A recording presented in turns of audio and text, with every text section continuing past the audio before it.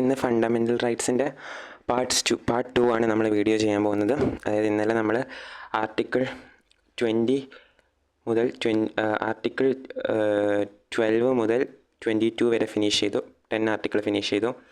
Article 20, 22, 21, 22 പറഞ്ഞിട്ടാണ് നിർത്തിയത്. Article 20, 22 നമുക്കൊരു ലിറ്റിൽ ബിറ്റ് കൺഫ്യൂഷൻ വരാൻ സാധ്യതയുള്ള ഏരിയയാണ്. എന്താ വെച്ച് കഴിഞ്ഞാൽ article 20 protection in respect of conviction of ഒഫൻസും മറ്റേത് പ്രൊട്ടക്ഷൻ അഗെയിൻസ്റ്റ് അറസ്റ്റ് ആൻഡ് ഡിറ്റൻഷനാണ്. അതായത് ഇത് ഒഫൻസ് ചെയ്യുന്നതിന് മുൻപേ ഉള്ളതാണ് 22. ഒഫൻസ് ചെയ്ത് കഴിഞ്ഞവരുടെ, അതായത് അറസ്റ്റ് ആയി കഴിഞ്ഞവരുടെ 3 കാര്യങ്ങളാണ് ഇതിൽ പറയുന്നത്. ഓക്കെ, അപ്പോൾ ഇന്ന് നമുക്ക് കുറേ ഉണ്ട്. ആർട്ടിക്കിൾ 23 മുതലാണ് നോക്കുന്നത്. ആർട്ടിക്കിൾ 23, 24 എന്താണ് പറയുന്നത്? റൈറ്റ് അഗെയിൻസ്റ്റ് എക്സ്പ്ലോയിറ്റേഷൻ എന്നാണ്. അതായത് അയാളെ ചൂഷണം ചെയ്യുന്നതിന് എതിരെയുള്ള 2 ആർട്ടിക്കിളാണ് 23, 24.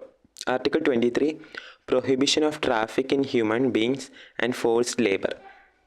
അതായത് മനുഷ്യന്മാരെ അടിമകളായി കണ്ട് ജോലി ചെയ്യിപ്പിക്കുക, അവരുടെ ബുദ്ധിമുട്ടി ജോലി ചെയ്യിപ്പിക്കുക, അങ്ങനത്തെ പരിപാടികളിലൊക്കെ എതിരായിട്ടുള്ള ഒരു ആർട്ടിക്കിളാണ് ആർട്ടിക്കിൾ 23, 23 വരുന്നത്. അത് ഹ്യൂമൻ ബീങ്സ് ആണ്, വലിയ ആൾക്കാരെ ബെഗറായിട്ടും അതർ സിമിലർ ഫോംസിലേക്ക്, അതായത് ഇപ്പോൾ ഒരു മുതലാളി ഉണ്ട്, ഒരാളുണ്ട്, ഇയാൾ ഇത്തിരി റിച്ചുമാണ്. അപ്പോൾ ഇയാൾ എന്ത് ചെയ്തു? ഇയാൾ ഇത്തിരി പുവറായിട്ടുള്ള ഒരാളാണ്. അപ്പോൾ ഇയാൾക്ക് പൈസേൻ്റെ ആവശ്യം ഉണ്ടായപ്പം ഇയാൾ എന്ത് ചെയ്തു? വിലയ്ക്ക് വാങ്ങി.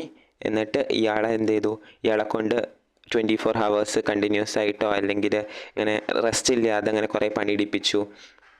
അപ്പോൾ അയാൾക്ക് വയ്യാതെയായിട്ടും അയാളെ കൊണ്ട് പണി എടുപ്പിച്ചുകൊണ്ട് തന്നെ നിന്നു. അപ്പോൾ ഇയാൾ പൈസേൻ്റെ ആവശ്യം കാരണം ഇയാൾ ചെയ്തു കൊടുക്കുകയും ചെയ്തു. അപ്പം അങ്ങനെ ഫോഴ്സായിട്ട് ഇയാളൊരു അടിമ പോലെ വെച്ചിട്ട് അങ്ങനെ ഒരു ലേബർ ചെയ്യിപ്പിക്കുക. അതായത് നമ്മളെ കോൺസ്റ്റിറ്റ്യൂഷനിലും ബാക്കി ലോസിലൊക്കെ പറയുന്ന കുറച്ച് വർക്കേഴ്സിൻ്റെ റൈറ്റ് ഉണ്ട്, അതൊന്നും കൊടുക്കാതെ അങ്ങനെ ജോലി ചെയ്യിപ്പിക്കുന്നതിനാണ് ഈ ഒരു ഫോഴ്സ്ഡ് ലേബർ എന്ന് പറയുന്നത്. അതായത് അവർക്ക് താല്പര്യം ഇല്ലെങ്കിലും അവരെ കൊണ്ട് അങ്ങനെ ഫോഴ്സായിട്ട് ജോലി ചെയ്യിപ്പിക്കുക. ഓക്കെ, അതാണ് ഫോഴ്സ്ഡ് ലേബർ എന്ന് പറയുന്നത്. ഇവർ പവർ വെച്ചിട്ട് എന്ത് ചെയ്യും? ഭീഷണിപ്പെടുത്തിയിട്ട് ഫോഴ്സ് ലേബർ ചെയ്യിപ്പിക്കും. അപ്പോൾ അതാണ് ആർട്ടിക്കിൾ 23 ഗ്യാരണ്ടി ചെയ്യുന്നത്. ഓക്കെ, അടുത്തത് 23 ക്ലോസ് 2 അതിൻ്റെ ഒരു എക്സെപ്ഷൻ പറയുന്നുണ്ട്. അതായത് imposing compulsory service for public posters imposing such service. Okay, for example ഇന്ത്യയിൽ ഒരു വാറൊക്കെ ഉണ്ടാകുമ്പം നമുക്ക് പെട്ടെന്ന് ആർമിയിലൊക്കെ ആൾക്കാരെ കമ്പൽസറി ആയിട്ട് നിയമിക്കുമല്ലോ. അപ്പോൾ അങ്ങനെ ഒരു സിറ്റുവേഷനിൽ അയാൾ പറയുകയാണ് ഇതൊരു ഫോഴ്സ് ലേബറാണ്, എനിക്കിതിൽ ചേരാൻ താല്പര്യമില്ല എന്ന് പറഞ്ഞാൽ അതൊരിക്കലും ഇതിലൊരു എക്സ്ക്ലൂഷനായിട്ട് വരും. പക്ഷെ അത് വളരെ റയറായിട്ടുള്ളൊരു കേസിലാണ്. ഇതുവരെ നമ്മളെ ഇപ്പോഴത്തെ സാഹചര്യത്തിൽ അങ്ങനെയൊന്നും ഉണ്ടായിട്ടില്ല എന്ന് തന്നെ പറയാം. ഓക്കെ, ഇനി അടുത്തത് ആർട്ടിക്കിൾ 24 ആണ്. 24 എന്താ? Prohibition of child labour. Okay, അതായത് 23, 24 ചൈൽഡ് ലേബറാണ്. ചൈൽഡ് ലേബർ എന്ന് പറഞ്ഞാൽ നമുക്ക് ആലോചിച്ചറിയാം, 24 മണിക്കൂറും പണിയെടുപ്പിക്കാൻ ഈ ആൾക്കാരെ ഒരു മനുഷ്യനൊരു ഇതിൽ ജോലി ചെയ്യിപ്പിക്കാൻ വെച്ചാൽ അവർ 8 മണിക്കൂർ പണിയെടുക്കുള്ളൂ എന്നൊക്കെ ആവശ്യം പ്രകടിപ്പിക്കും. പക്ഷേ കുട്ടികൾ അങ്ങനെയല്ല, 24 മണിക്കൂറും പണിയെടുക്കും. കാരണം അവർക്ക് അറിയില്ല എന്താണ്, ഇതൊരു കോഡ് പോലെ പറഞ്ഞതാണ്, എന്താണ് എത്ര നേരം പണിയെടുക്കണം, അങ്ങനത്തെ കാര്യങ്ങളൊന്നും അറിയില്ല. അപ്പോൾ അവരെ കൊണ്ട് 24 മണിക്കൂറും പണിയെടുപ്പിക്കുക, കുറച്ച് പൈസയും കൊടുത്താൽ മതി. അതുകൊണ്ട് നമ്മൾ 24 എന്ന് പറയുമ്പോൾ 24 മണിക്കൂറും പണിയെടുപ്പിക്കാൻ പറ്റുന്ന ആൾക്കാർ കുട്ടികളാണെന്നുള്ള ഒരു ചിന്താഗതിയിലാണ് ഈ ചൈൽഡ് ലേബറൊക്കെ വന്നത്. അപ്പോൾ 24 അങ്ങനെ ലിങ്ക് ചെയ്ത് പഠിച്ചാൽ മതി. അതായത് ഏജ് ഓഫ് 14 അടിയിലുള്ള കുട്ടികളെ ഫാക്ടറീസിൽ, മൈൻസിൽ, ഹസാർഡ്സ് ജോബിൽ, അതായത് ഫാക്ടറി, മൈൻ, അങ്ങനെ ചില റാറ്റ് ഹോൾ മൈനൊക്കെ ഉണ്ടാവും. ഇത്ര പോകുന്നൊരു ഹോളാവും, അതിൻ്റെ ഉള്ളിലാവും മൈൻ. അപ്പോൾ ഇതിൻ്റെ ഉള്ളിലേക്ക് സാധാരണ ഒരു ആൾക്ക് കിടക്കാൻ പറ്റില്ല. അപ്പോൾ കുട്ടികളെ കിടത്തിയിട്ട് മൈൻ ചെയ്യിപ്പിക്കുന്ന സിറ്റുവേഷൻസൊക്കെ നമ്മുടെ നാട്ടിലുണ്ട്. അപ്പോൾ അങ്ങനത്തെ കാര്യങ്ങളിൽ നിന്നൊക്കെ കുട്ടികളെ പ്രിവെൻറ്റ് ചെയ്യുക. പിന്നെ ഹസാർഡസ് ആയ ഇൻഡസ്ട്രി ജോബ്, ഫയർ ആയിട്ടുള്ള സ്ഥലത്തും അങ്ങനത്തെ സ്ഥലത്തു നിന്നൊക്കെ കുട്ടികളെ പ്രിവെൻറ്റ് ചെയ്യുന്നതിനാണ് 24 പ്രൊട്ടക്റ്റ് ചെയ്യുന്നത്. അപ്പം ഇത് വലിയ ആൾക്കാർ, ഇത് കുട്ടികൾ. എപ്പോഴും നമ്മൾ തിരിച്ചിട്ടാണ് വരുന്നത്. ഇപ്പം 20, 22 ആദ്യമല്ല അറസ്റ്റ് ചെയ്യുക, എന്നിട്ടല്ല ആദ്യം അറസ്റ്റ് ചെയ്യുക, അങ്ങനെയല്ലേ? അല്ല, ആദ്യം അറസ്റ്റ് ചെയ്യുന്നതിന് മുമ്പേയുള്ള പ്രൊട്ടക്ഷൻ കൊടുക്കുക, പിന്നെ അറസ്റ്റ് ചെയ്യുക, അങ്ങനെയല്ല. പക്ഷെ അങ്ങനെയല്ല, ഇത് അറസ്റ്റ് ചെയ്തതിന് ശേഷമുള്ളത്, ഇത് അറസ്റ്റ് ചെയ്യുന്നതിന് മുമ്പുള്ളത്. ഓക്കെ, 23, 24 അങ്ങനെ തന്നെയാണ്. ഇത് വലുതായിരിക്കുമ്പോഴത്, ചെറുതായിരിക്കുമ്പോഴത്, അങ്ങനെയൊക്കെ വെറുതെ ലിങ്ക് ചെയ്ത് പഠിക്കുക. ഇതൊക്കെ എക്സാമിൽ ചിലപ്പോൾ ക്വസ്റ്റ്യൻ വരുമ്പോൾ കൺഫ്യൂസിങ് ആയി പോയാൽ പോകാതിരിക്കാൻ വേണ്ടിയിട്ടാണ്. അപ്പോൾ അതാണ് റൈറ്റ് അഗെയിൻസ്റ്റ് എക്സ്പ്ലോയിറ്റേഷൻ. അപ്പോൾ നമ്മൾ റൈറ്റ് ടു ഇക്വാലിറ്റി പഠിച്ചു, അതേപോലെ റൈറ്റ് ടു ഇക്വാലിറ്റി പഠിച്ചു,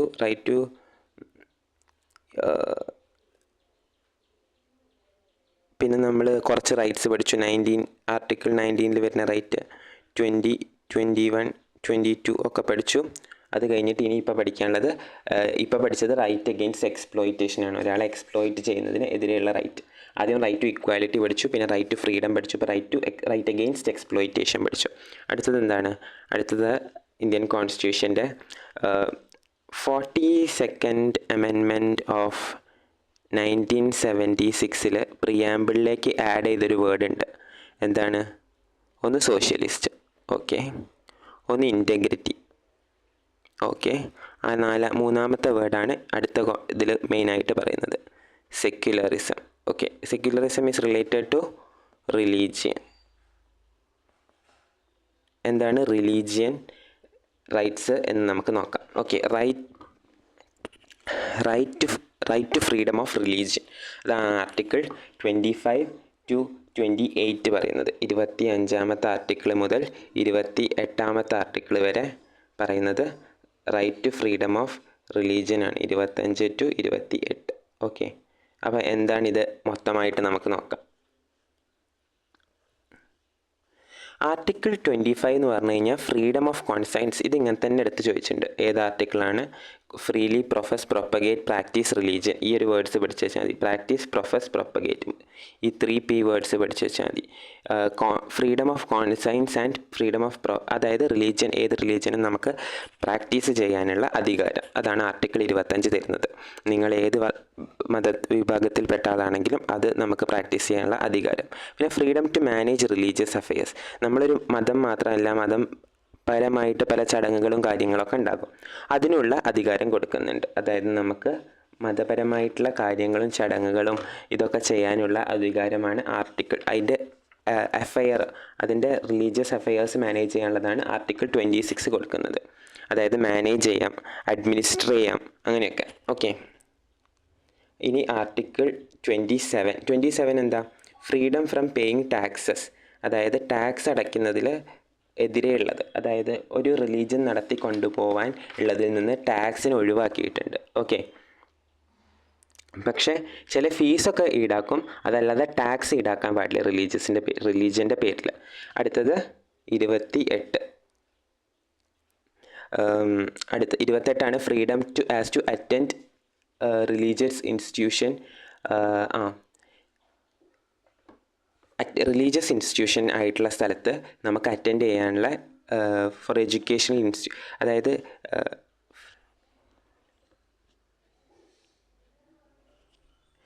ചില നമുക്ക് എഡ്യൂക്കേഷണൽ ഇൻസ്റ്റിറ്റ്യൂഷൻസ് അറിയാം. പല എഡ്യൂക്കേഷണൽ ഇൻസ്റ്റിറ്റ്യൂഷൻസ് പല മാനേജ്മെൻറ്റായിട്ടാവും ഉണ്ടാവുക. അവിടെ ചില റിലീജിയസ് ഇൻസ്ട്രക്ഷൻസ് ഉണ്ടാകും. ചില റിലീജിയസ് ഇൻസ്റ്റിറ്റ്യൂഷൻസിൽ മുസ്ലിം ലോ ഫോളോ ചെയ്യുന്നതുണ്ടാവും, ഹിന്ദു ലോ ഫോളോ ചെയ്യുന്നതുണ്ടാവും, ക്രിസ്ത്യൻ ലോ അത് ആ ഇൻസ്റ്റിറ്റ്യൂഷൻ്റെ നടത്തിക്കൊണ്ടുപോകുന്ന മാനേജ്മെൻറ്റായിട്ട് ബന്ധപ്പെട്ടൊരു കാര്യമാണ്. അവിടുത്തെ പ്രെയർ കാര്യങ്ങൾ, ചിലപ്പം അവിടുത്തെ ടൈമിങ്സും ഒക്കെ അങ്ങനെയായിട്ടാവും ബന്ധപ്പെട്ടിട്ടുണ്ടാവുക. അപ്പം ഈ ഒരു റിലീജിയസ് ഇൻസ്ട്രക്ഷൻസിന് അറ്റൻഡ് ചെയ്യാൻ വേണ്ടിയിട്ട്, വർഷിപ്പ് ചെയ്യാൻ ഇൻസ്റ്റിറ്റ്യൂഷൻസിന് കൊടുക്കുന്ന അധികാരമാണ് 28. അപ്പം ഇത് 3ഉം 4ഉം എങ്ങനെ പഠിക്കുക എന്ന് പറഞ്ഞു കഴിഞ്ഞാൽ പറഞ്ഞുതരാം. ഫസ്റ്റ് തന്നെ പ്രൊഫസ്, പ്രൊപ്പഗേറ്റ്, പ്രാക്ടീസാണ്. അത് കഴിഞ്ഞിട്ട് മാനേജ് ചെയ്യാനുള്ളത്, മാനേജ്, അഡ്മിനിസ്റ്റർ ഒക്കെ. പിന്നെ ടാക്സ് അടയ്ക്കാനുള്ളത്. പിന്നെന്താണ്? അതുകൂടാതെ എഡ്യൂക്കേഷണൽ ഇൻസ്റ്റിറ്റ്യൂഷനിൽ ഓക്കെ. അപ്പം എഡ്യൂക്കേഷണൽ ഇൻസ്റ്റിറ്റ്യൂഷൻ. അപ്പോൾ ഇതിൻ്റെ ഒരു കോഡ് എന്താണെന്ന് വെച്ച് കഴിഞ്ഞാൽ, അതായത്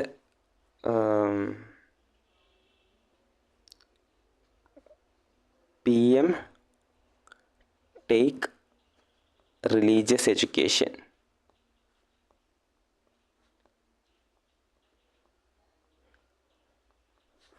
PM എന്താ എടുത്തത്? മതം പഠിക്കാൻ ഉള്ള എഡ്യൂക്കേഷൻ, മതം ആയിട്ടുള്ള എഡ്യൂക്കേഷൻ എടുത്തു എന്നുള്ളതാണ് ഇതിൻ്റെ കോഡ്. ഈ P എന്താണ്? നമ്മളൊരു കോഡായിട്ട് പറഞ്ഞതാണ്, വേറെ ഒന്നും ഉദ്ദേശിച്ച് പറഞ്ഞതല്ല. Profess, propagate, practice. എം എന്താണ്? മാനേജ്. ടേക്ക് എന്താണ്? ടാക്സ്. ഈ റിലീജിയസ് എഡ്യൂക്കേഷൻ എന്ന് പറയുമ്പോൾ തന്നെ നമുക്കറിയാം എഡ്യൂക്കേഷണൽ സെൻറ്ററിൽ റിലീജിയൻ പ്രാക്ടീസിനെ കുറിച്ചിട്ടുള്ളത്.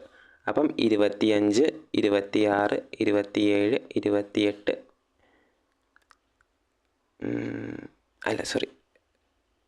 25 PPP, പിന്നെ 26 മാനേജ്, 27 28. ഓക്കെ, അപ്പം അങ്ങനെ ഒരു കോഡ് വെച്ച് പഠിക്കാം.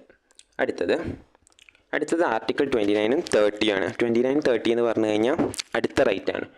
ഫ്രീഡം ഓഫ് റിലീജിയൻ അപ്പോൾ നമ്മൾ കഴിഞ്ഞു കേട്ടോ. ഫ്രീഡം ഓഫ് റിലീജിയൻ കഴിഞ്ഞു.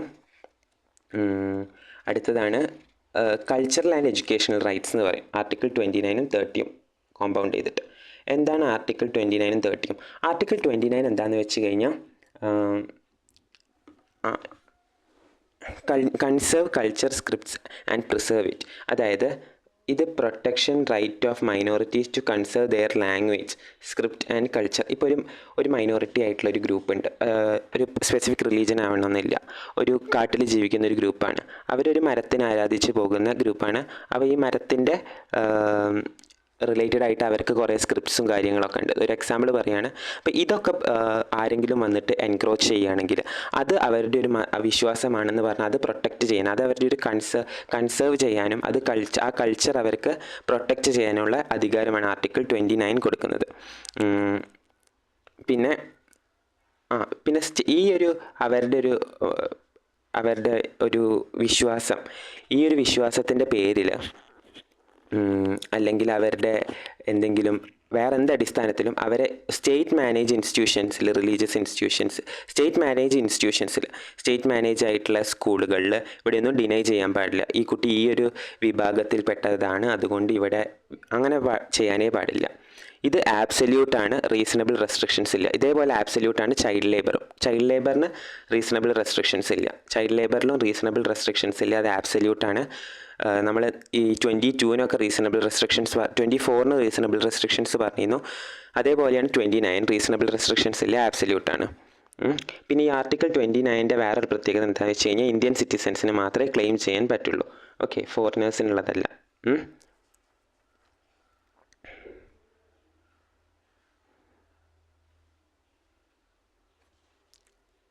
ഓക്കെ, ഇനി ആർട്ടിക്കിൾ 30 എന്താണെന്ന് നോക്കാം. Article 30 provide minorities to establish and run educational institution on their own. അതായത് നമുക്ക് ഫോർ എക്സാമ്പിൾ ഒരു പ്രത്യേക റിലീജിയന് അവരുടെ മതത്തിനെ കുറിച്ച് പഠിപ്പിക്കാനുള്ള ഒരു റിലീജിയസ് ഇൻസ്റ്റിറ്റ്യൂഷൻസ് എസ്റ്റാബ്ലിഷ് ചെയ്യാനുള്ള അധികാരം കൊടുക്കുന്നതാണ്. അതിന് അവർക്ക് അവരുടെ ടീച്ചേഴ്സിനെ നിയമിക്കാം, അവരുടെ ആൾക്കാരെ വയ്ക്കാം, അതിനൊക്കെ അവർക്ക് അവരുടേതായ അധികാരം കൊടുക്കുന്നതാണ് ആർട്ടിക്കിൾ 30. അപ്പം ഇത് വിചാരിച്ചിട്ട് സ്റ്റേറ്റിന് ഈ മൈനോറിറ്റി ഇൻസ്റ്റിറ്റ്യൂഷനെ ഡിസ്ക്രിമിനേറ്റ് ചെയ്യാൻ പറ്റില്ല. ഇപ്പോൾ എഡ്യൂക്കേഷൻ ഇൻസ്റ്റിറ്റ്യൂഷനൊക്കെ എല്ലാ എഡ്യൂക്കേഷണൽ ഇൻസ്റ്റിറ്റ്യൂഷൻസും സ്റ്റേറ്റ് കുറച്ച് ഫണ്ട് അലോക്കേറ്റ് ചെയ്ത് കൊടുക്കുകയാണ്. അപ്പം ഇത് മൈനോറിറ്റി അല്ലെങ്കിൽ ഒരു എഡ്യൂക്കേഷണൽ ഒരു ഇൻസ്റ്റിറ്റ്യൂഷൻ ആണെന്ന് പറഞ്ഞിട്ട്, അതായത് ഒരു മതത്തിൻ്റെ ഇൻസ്റ്റിറ്റ്യൂഷനാണെന്ന് പറഞ്ഞിട്ട് അതിനെ എക്സ്ക്ലൂഡ് ചെയ്യാൻ പറ്റില്ല എന്ന് പറയുന്നതാണ് ആർട്ടിക്കിൾ 30. ഓക്കെ, അപ്പം ഇത്രയാണ് article cultural and educational rights എന്ന് പറയുന്നത്. അപ്പം ഈ 29, 30 വരുമ്പോൾ നമ്മൾ കുറച്ചും കൂടി അതായത് ആദ്യം സ്ക്രിപ്റ്റ് കൺസർവ് ചെയ്യുക, ഇങ്ങനെ ഓർത്താൽ മതി. അതായത് ഇത് ആ ഓർഡറിലാണ് വരുന്നത്. അതായത് ഒരു പുതിയ മതം ഉണ്ടായി, ആ മതത്തിൻ്റെ ഒരു സ്ക്രിപ്റ്റ് ഒരാൾ എഴുതി, കുറേ കൊല്ലം കഴിഞ്ഞിട്ട് ആ സ്ക്രിപ്റ്റ് നശിപ്പിക്കാൻ പോവുകയായിരുന്നു. അപ്പോൾ ആ സ്ക്രിപ്റ്റ് ആരും കേടാക്കരുതെന്ന് പറഞ്ഞു. അവസാനം ആ മതം പിന്നെ വലുതായി വന്നപ്പം അവർക്ക് അവരുടെ ഒരു എഡ്യൂക്കേഷൻ ഇൻസ്റ്റിറ്റ്യൂഷൻ തുടങ്ങണമെന്നൊരാഗ്രഹം ഉണ്ടായി. അതിലൂടെ അവർക്ക് അവരുടെ മതത്തിനെ കുറിച്ച് പഠിപ്പിക്കാമല്ലോ. അങ്ങനെ പഠിപ്പിക്കാൻ നിൽക്കുമ്പം അതിനുള്ള അധികാരം കൊടുക്കുക. ഓക്കെ, അങ്ങനെ ഒരു ഓർഡറിൽ നോക്കിയാൽ മതി. അടുത്തത് എന്താ? ആർട്ടിക്കിൾ 31 ആണ്. അത് നമുക്ക് ഒരു ഫണ്ടമെൻ്റൽ റൈറ്റ് അല്ല ആയിരുന്നു എന്ന് വരെ 1978 എന്ന വർഷം വരെ അതൊരു ഫണ്ടമെൻ്റൽ റൈറ്റ് ആയിരുന്നു. പക്ഷേ ഇപ്പം അതൊരു ഫണ്ടമെൻ്റൽ റൈറ്റ് അല്ല. ഓക്കെ, ലീഗൽ റൈറ്റ് ആണ്. അതാണ് റൈറ്റ് ടു പ്രോപ്പർട്ടി. എന്താണ് റൈറ്റ് ടു പ്രോപ്പർട്ടിയിൽ പറയുന്നത്? അതായത് 19(1)(f). 19-ൽ നമ്മൾ ABCDEFG പഠിച്ചതാണ്. എന്താണ് ഇത്? നമ്മൾ കോഡ് വെച്ച് പഠിച്ചതാണ്. സ്പീച്ച് ആൻഡ് എക്സ്പ്രഷൻ, പിന്നെന്താ SAAM, R O.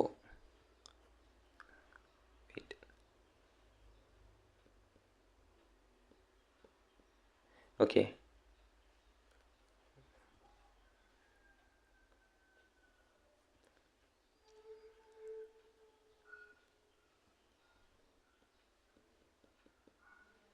Okay.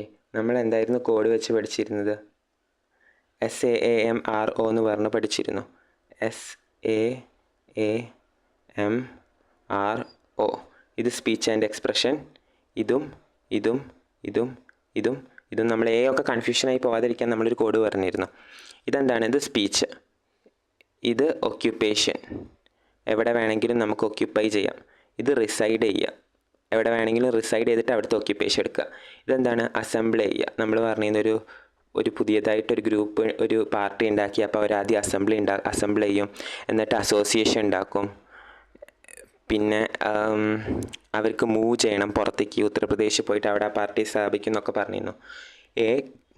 ABCD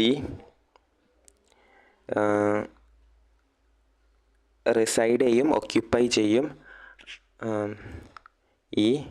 ഇവിടെ ഒരു F ഉണ്ട്, GCDFG. ഓക്കെ, ഈ F ആണ് 1978. ഇതിനെക്കുറിച്ച് പഠിച്ചപ്പോഴാണ് നമ്മൾ ഇങ്ങോട്ട് എത്തിയത്. 1978 മാറ്റിയ പ്രോപ്പർട്ടി റൈറ്റ്. ഓക്കെ, അത് ബാക്കിയൊക്കെ ഫണ്ടമെൻ്റൽ റൈറ്റ് ആണ്. ഓക്കെ, എന്താണ് ആ പ്രോപ്പർട്ടി റൈറ്റ് എന്ന് നമുക്കിപ്പോൾ നോക്കാം. പ്രോപ്പർട്ടി റൈറ്റ് അതിപ്പോൾ എവിടെയാണ്? 300A ആർട്ടിക്കിളിലാണ് പ്രോപ്പർട്ടി റൈറ്റ് ഇൻജസ്റ്റ് ചെയ്തിട്ടുള്ളത്. പ്രോപ്പർട്ടി റൈറ്റ് എന്ന് പറഞ്ഞു കഴിഞ്ഞാൽ എല്ലാവർക്കും അവരുടെ പ്രോപ്പർട്ടീനെ കുറിച്ചിട്ടുള്ള, അതൊരു no person shall be deprived of the property, അതായത് നമുക്ക് സ്വത്തവകാശത്തിനെ കുറിച്ച് പറയുന്നതാണ്. അപ്പം ആർട്ടിക്കിൾ 331 331 ഇപ്പോൾ ഒരു ഫണ്ടമെൻ്റൽ റൈറ്റ് അല്ല, അത് ഡിലീറ്റ് ചെയ്ത് 300A കൊണ്ട് സ്ഥാപിച്ചു. 19F ഒരു ഫണ്ടമെൻ്റൽ റൈറ്റ് അല്ല, 19F ഉണ്ടായിരുന്നു ഈ പ്രോപ്പർട്ടിനെ കുറിച്ച് പറയുന്നത്, അതും ഡിലീറ്റ് ചെയ്ത് അവിടെ കൊണ്ട് സ്ഥാപിച്ചു. 300A തന്നെ ആ 300 ആർട്ടിക്കിൾ റൈറ്റ് പ്രോപ്പർട്ടീൻ്റെ അടി കൊണ്ട് സ്ഥാപിച്ചു. ഓക്കെ, അപ്പോൾ ഇതാണ് ഫണ്ടമെൻ്റൽ റൈറ്റിൻ്റെ ബേസിക് ആയിട്ടുള്ള കാര്യങ്ങൾ. ഇനി നമ്മൾ നോക്കാൻ പോകുന്നത് റൈറ്റ് അത് നിന്ന് നോക്കുന്നില്ല, കാരണം അതൊരു സ്പെഷ്യൽ ടോപ്പിക് തന്നെയാണ്. റൈറ്റ് ടു റിറ്റ്സ് ആണ്. ഇന്ത്യൻ കോൺസ്റ്റിറ്റ്യൂഷനിൽ വരുന്ന ഡിഫറെൻറ്റ് ടൈപ്സ് ഓഫ് റിറ്റ്സ് ആണ്. മാൻഡമസ്, നമുക്കറിയാം 5 ടൈപ്പ് റിറ്റ് ആണുള്ളത്. ആർട്ടിക്കിൾ 32 ആണ് ഈ റിറ്റ് ഗ്യാരണ്ടി ചെയ്യുന്നത്. അത് ഹൈക്കോർട്ടിനാണെങ്കിൽ ആർട്ടിക്കിൾ 226 ആണ്. സുപ്രീം കോർട്ടിൻ്റെ റിറ്റ് ഫണ്ടമെൻ്റൽ റൈറ്റ്സ് മാത്രമാണ്. ഫണ്ടമെൻ്റൽ റൈറ്റ്സിന് ഇതിന് heart and soul of Indian constitution എന്ന് വിശേഷിപ്പിച്ചത് ആരാന്നൊക്കെ നമുക്കറിയാം. ഓക്കെ, അപ്പോൾ ഇതാണ് ബേസിക് ആയിട്ട് നാളെ നോക്കാൻ പോകുന്നത് റിറ്റ്സിനെ കുറിച്ചിട്ട്. അപ്പം ഇതുവരെ നമ്മൾ കംപ്ലീറ്റ് ചെയ്ത എല്ലാ ആർട്ടിക്കിൾസും നമുക്കൊരു നട്ട്ഷെല്ലിൽ നോക്കാം. അതായത് ബേസിക്കലി നമ്മൾ ആർട്ടിക്കിൾ 12 തുടങ്ങിയതാണ്.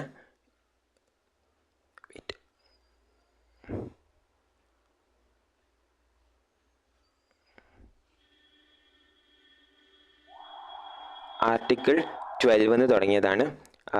ആർട്ടിക്കിൾ 12 തുടങ്ങിയതാണ്. 12 ഡെഫിനേഷൻ ഓഫ് സ്റ്റേറ്റ്. 13 എന്താണ്? ഫണ്ടമെൻ്റൽ റൈറ്റ്സിനെ ഫണ്ടമെൻ്റൽ റൈറ്റ്സിനെ ഫോളോ ചെയ്യാത്ത റൈറ്റ്സ് വോയിഡ് ആണെന്ന് പറയുന്നതാണ്. വോയിഡ് ആണ്. ഇത് ഡെഫിനേഷൻ ഓഫ് സ്റ്റേറ്റ് ആണ്. 14, 15, 16, 17, 18 ഇത് നമ്മളൊരു ക്ലൂ വെച്ച് പഠിച്ചിരുന്നു. LDOUT എന്താണ്? Equality before law, equality discrimination prevent ചെയ്യുക, opportunities, equal opportunities, untouchability, title. Okay, ഇനി 19 നമ്മൾ നേരത്തെ ഇപ്പോൾ പറഞ്ഞിട്ടേ ഉള്ളൂ. 19 റൈറ്റ് ഗ്യാരണ്ടി ചെയ്യുന്നത്. 20, 21, 20 എന്താണ്? ഒരാളെ അറസ്റ്റ് ചെയ്ത് കഴിഞ്ഞാൽ കിട്ടുന്ന റൈറ്റ്സ്, കൺവിക്ട്സിൻ്റെ റൈറ്റ് ആണ്. ഇതോ 21 ഇത് 22 അറസ്റ്റ് ചെയ്യുന്നതിന് മുമ്പേ, എഗെയിൻസ്റ്റ് അറസ്റ്റ് ആൻഡ് ഡിറ്റൻഷൻ. 21 എന്താണ്? Right to life and personal liberty. ഇത് രണ്ടുമാണ് സസ്പെൻഡ് ചെയ്യാൻ പറ്റാത്തത്. 23, 24, 25. 23 എന്താണ്? Child labour. 24 ഇത് വലിയ ആൾക്കാരെ, അതായത് എന്തായിരുന്നു? Right against exploitation. Okay, forced ലേബറൊക്കെ പ്രിവെൻറ്റ് ചെയ്യുന്നത്. അത് കഴിഞ്ഞിട്ട് വരുന്ന 25, 26, 27, 28, 29, 30. 25 എന്താ? PM takes religions education. PM എന്താ? Profess, practice, propagate religion. M എന്താ? മാനേജ്. PM എന്താ എടുത്തത്? ടേക്ക് ചെയ്തത്. എന്താ? ടാക്സ് ഒഴിവാക്കി കൊടുത്തു. Religious education. റിലീജിയസ് ഇതൊക്കെ എഡ്യൂക്കേഷണൽ സെൻറ്റർ സ്വന്തം മാനേജ് ചെയ്യുന്നതിൽ പാലിക്കാനുള്ളത്. ഇത് കൾച്ചറൽ ആൻഡ് എഡ്യൂക്കേഷണലായിട്ടും പിന്നെ right of minorities to institute എന്താ പറയുക, റിലീജിയസ് ആയിട്ടുള്ള അവരുടെ ഒരു ഇൻസ്റ്റിറ്റ്യൂഷൻ. ഓക്കെ, അപ്പോൾ ഇതാണ് ഇതുവരെയുള്ള ആർട്ടിക്കിൾ. 31 ഡിലീറ്റ് ആക്കിയതാണെങ്കിലും അതിനെ കുറിച്ച് നമ്മളൊന്ന് നോക്കി. അപ്പം ഫണ്ടമെൻ്റൽ റൈറ്റ്സ് ആക്ച്വലി നമ്മൾ ഈ 32 കൂടിയും പഠിച്ച് കഴിഞ്ഞു. അപ്പം ഇതാണ് ടോട്ടലായിട്ട് ഇന്ത്യൻ കോൺസ്റ്റിറ്റ്യൂഷനിൽ ഫണ്ടമെൻ്റൽ റൈറ്റ്സ് എന്ന് പറയുന്ന ഭാഗം വരുന്നത്. ഓക്കെ.